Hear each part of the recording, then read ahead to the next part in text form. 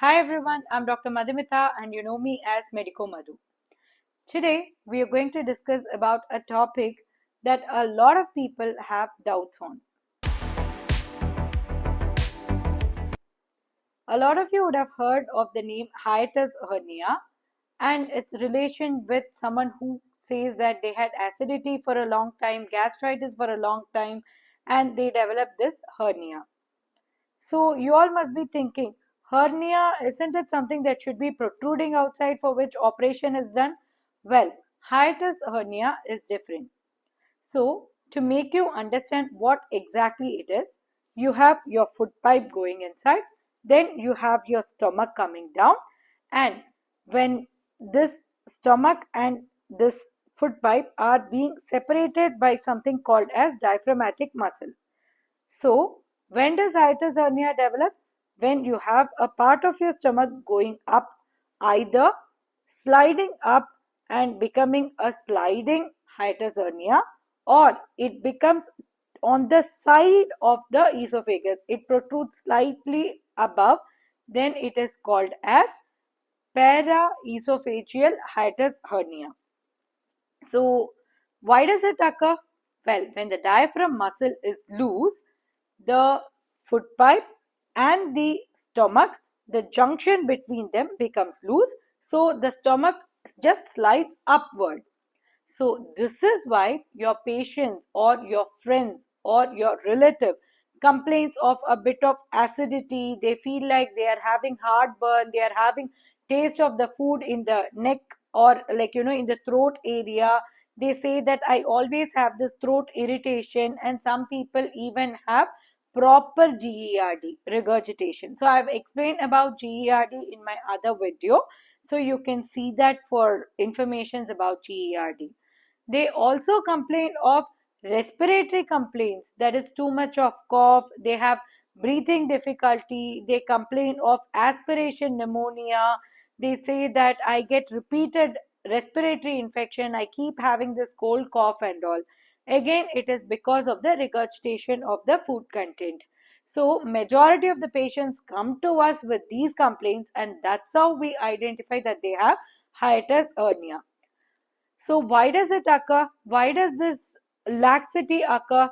Well, if you have abdomen obesity in general, if you're an obese individual, if you were pregnant and you had twin pregnancy, you're someone who doesn't exercise, who doesn't tone his or her abdomen muscle, who eats full stomach and there is late dinner, regurgitation of food, all these things can result in hiatus hernia.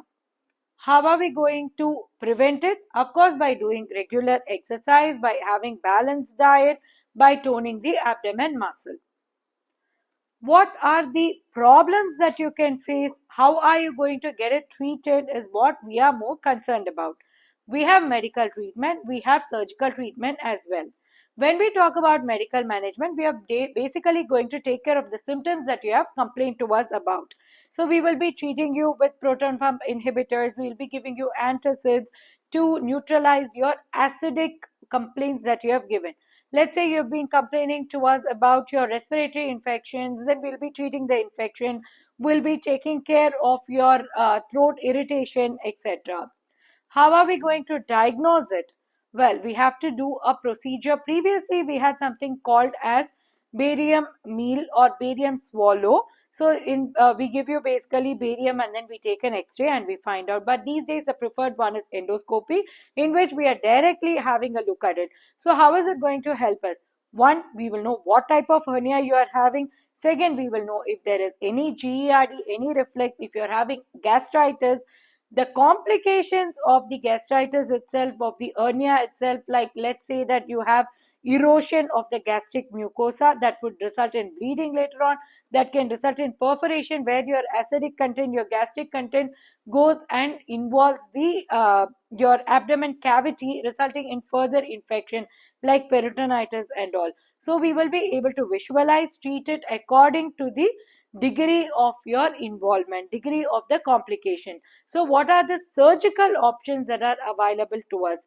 Well, there is something called as Nissen's fundoplication, where we are going to do a 360-degree fixation so that you don't have this sliding of the abdomen content, that is your stomach upward. There is another method where we actually have only 270 degrees, so that the complications like very tight painful closure is not affecting you. Other than this, these days we also have magnetic bandings also. So latest techniques like robotics are also being looked upon. Depending on your manifestation, your surgeon's quality and his expertise, he will be discussing the various options that are available for you. So depending on what option you choose and depending on the condition that you have come to us with, we'll be offering you and we will be proceeding further. Even after surgery, the best would be to focus on a healthy diet, regular physical activity, and making sure that you don't put on abdomen fat. This way, we can prevent further episodes. As of now, surgery is the mainstay of treatment. I hope this video had been useful for you all and you get your hiatus hernia treated at the earliest.